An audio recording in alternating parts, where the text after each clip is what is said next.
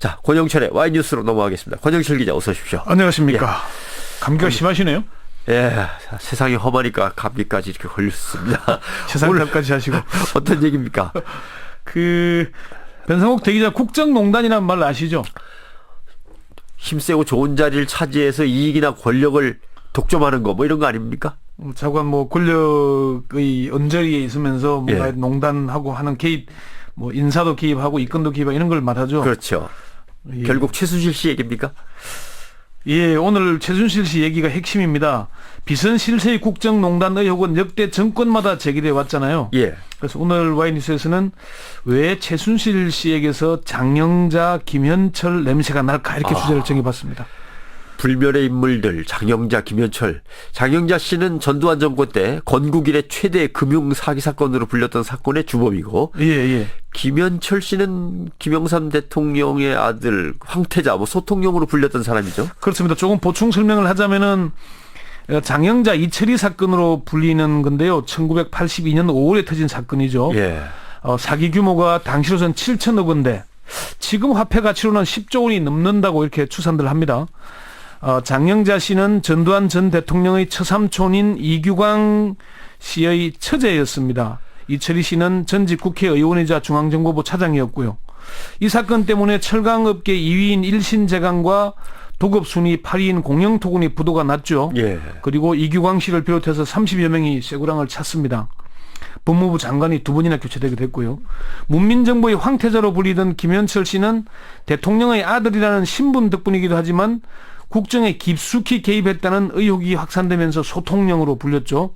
실제로 장관 등 정부 주요 인사에 개입했고 군 인사에도 개입했으며 YTN 사장 등 공영방송 사장 선임에도 개입했다는 의혹을 받았습니다. 네, 그렇죠. 심지어 여권의 재집권 전략에도 개입했고 국회의원 선거 공천 개입 논란까지 일었죠. 이런 사건들이 있었습니다. 35년 전 인물이죠. 장영자 씨 사건으로 친다면. 김현철 씨도 한 20몇 년 전 인물인데 이 두 사람이 어떻게 최순실 씨하고 연결이 됩니까? 이게 역대 정권마다 비선 실세 의혹은 있어 왔지 않습니까? 예. 전두환 정권에서는 전기환, 정경환 형제, 노태우 정권 시절에는 황태자로 불리던 박철원 씨, 아마 이게 노태우 영부인과 내외종관이죠. 그렇죠. 그리고 김영삼 정부에서는 앞서 얘기했던 김현철 씨, 김대중 정부에서는 새 아들 홍삼 트리오로 불리면서 막판에 사법 처리되게 됐고요. 노무현 정부에서는 형 노건평 씨가 봉화대원으로 불리면서 권력형 비리로 구속이 되게 됐습니다. 이명박 정부에서는 만사형통, 영일대원으로 불리던 이상덕 씨가 온갖 이권과 인사에 개입했죠. 박근혜 정부에서는 동생 지만 씨와 올케 서양희 씨, 만사올통이라는 우려가 있었지만은 아직 구체적으로 드러난 건 없고요. 다만 동생 박근영 씨가 사기 혐의로 이석수 특별감찰관에 의해서 고발돼서 검찰 수사가 진행 중입니다. 근데 듣고 보면 다들 형제나 아들, 친인척들 아닙니까? 그렇죠. 그런데 최순실 씨는 국정농단의 핵으로 떠오르긴 했는데 실제 아무런 관계가 없잖아요. 예.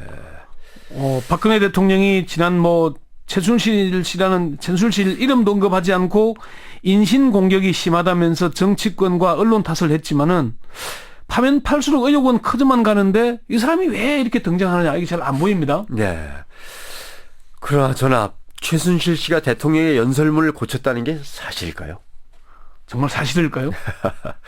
사실 아니겠죠. 상상하기는 참 어렵습니다. 정상적인 나라라면 그런 일이 일어날 수 없지 않겠습니까? 예. 아무리 우주의 기운을 빌려오고 혼을 어쩌고 한다지만은 이런 일이 일어날 수는 없을 겁니다.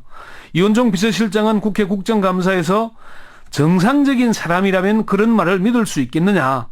시스템으로는 성립 자체가 안 된다고 말했습니다. 이 부분 잠시 한번 들어보시죠. 봉건 시대에도 있을 수 없는 얘기가 어떻게 그런 것이 밖으로 활자화되는지 정말 개탄스럽습니다. 그거는 사실 입에 올리기도 싫은 성립이 안 되는 얘기입니다. 입에 올리기도 싫고 봉건 시대에도 가능하지 않았다고 얘기를 했는데 어제 JTBC가 확보한 연설문을 보면은 이런 간절한 바람에도 불구하고 사실일 가능성이 아주 높죠.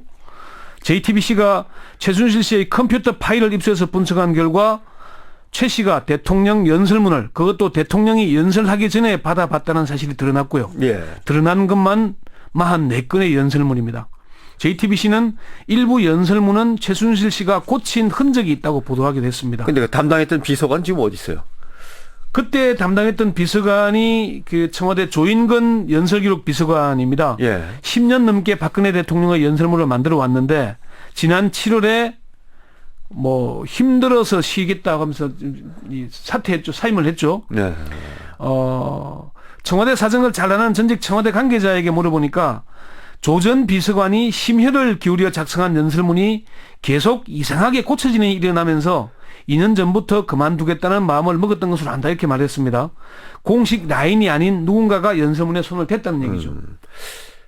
너도 힘드냐 나도 힘들다 뭐 이런 이제 대사가 떠오르는데 이게 있을 수 있는 얘기입니까? 가능하지 않은 얘기죠. 아니 있을 수도 없고 있어서도 안 되는 얘기 아니겠습니까?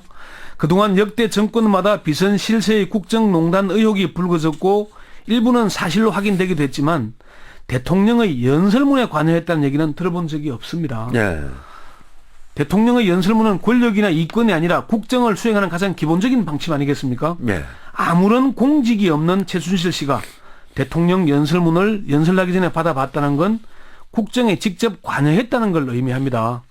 최순실 씨는 박근혜 대통령이 대선 후보 시절에도 아무런 직함이 없었지만 후보 연설문을 받아봤습니다.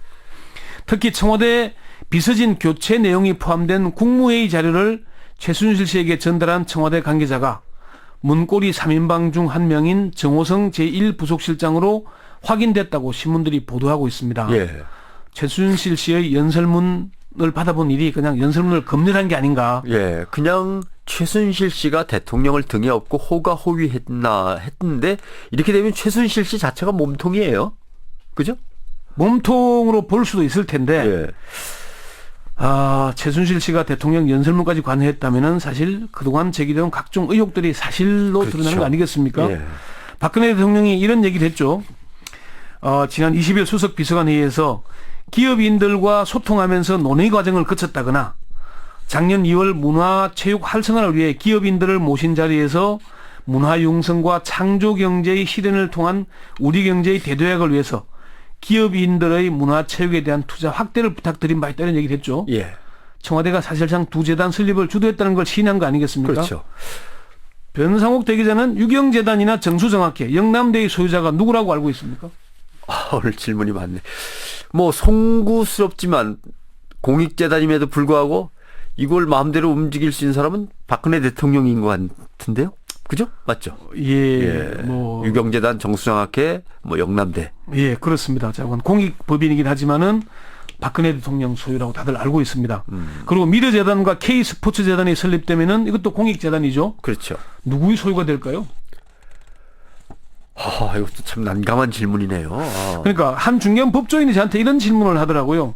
미르재단과 K스포츠재단이 아무런 논란 없이 설립되고 활동을 개시했다면은 결국에는 누구의 소유가 될까 이렇게 반문을 했습니다. 그거 내가 해야죠. 당연히 내 겁니다라고 나설 수 있는 사람은 아무도 없는 것 같은데 나설 가능성이나 이런 게 있는 사람은 정부 소유가 정부 부처 소유라면은 예. 정부 부처에서 인사도 하고 그러지 않겠습니까? 그렇죠. 그런데 그렇지 않았거든요. 그러면 결국 최순실 씨의 소유일까? 아니면은 박근혜 대통령의 소유일까? 의문이 남죠. 뭔가 이례재단, 전두환 정권에서 세워졌던 이례재단하고 좀 닮은 것도 있는 것 같고요. 그렇습니다. 자관 공익법인이라도 정부 소유가 아니면 소유주가 있죠. 예. 사립학교들 학교법인으로 공익법인이지만은 소유주가 있는 것과 마찬가지 아니겠습니까? 그 법조인이 그렇게 얘기를 하더라고요. 이 두 재단의 소유자가 공직자라면은 포괄적 뇌물 수수가 될 수 있을 것이다. 그렇게 얘기를 했습니다. 이게 박근혜 대통령이라면은 이례재단 설립 때와 마찬가지의 혐의가 적용될 수 있다. 그런 얘기인 거죠. 예. 그때도 이제 재벌들이 헌금을 갖다가 이제 한 거죠. 그때도 기부를 했죠. 그때 예. 이제 전두환 정권이 끝난 뒤에 곧바로 이례재단 청문회가 열리지 않습니까? 50 청문회가 있었죠. 그때 그 이례재단의 설립은 1983년에 버마 아웅산 폭탄 테러 유족을 위한 재단이라는 명분으로 599억 원을 모금했지 않습니까? 당시에 장채동 씨가 그런 얘기를 했거든요. 강제 모금은 있을 수도 없고 있어서도 안 되고 있을 필요도 없었다. 경제인들 스스로가 상호 협의 조정해서 결정했다 이렇게 얘기를 했거든요. 예. 박근혜 대통령도 비슷한 얘기를 했지 않습니까? 그런데 결과적으로는 정주영 회장이 그런 얘기를 했잖아요. 내라고 하니까 내는 게 마음 편할 것 같아서 냈다.